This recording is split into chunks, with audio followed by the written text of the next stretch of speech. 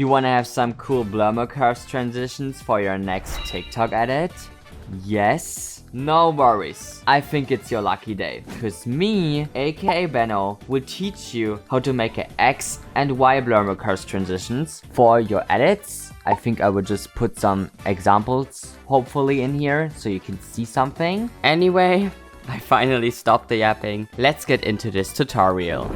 Alright, so have your two clips ready and search for s_Blurmocurves in the effects bar and put it onto your first clip. And now go to the end of your clip and move the cursor 7 frames to the left.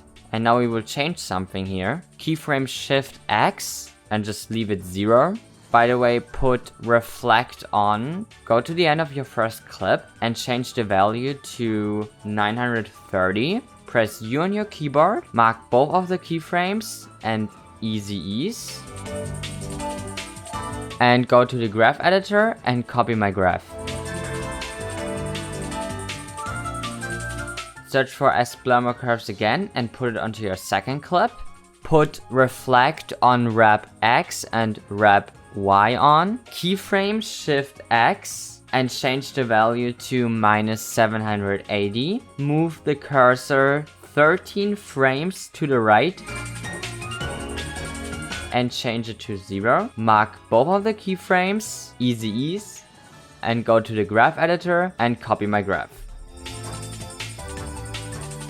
Now you just finished your X transition. What I like to do here as well is doing an adjustment layer and putting a blur on so it looks a little bit smoother. If you don't have a blur yet, you can watch my other tutorial where I teach you how to make different kinds of blurs. Alright, now we will do the Y transition. And this one is pretty similar, to be honest. So again, have your two clips ready and search for s_Blurmocurves in the effects bar and put it onto your first clip. Go to the end of your first clip and move the cursor 8 frames to the left. Once you're there, we're gonna change some settings. Obviously, put reflect on again, and we're gonna keyframe Shift Y and just leave it at 0. Go to the end of the clip and change it to 900. Mark both of the keyframes and easy ease and copy my graph.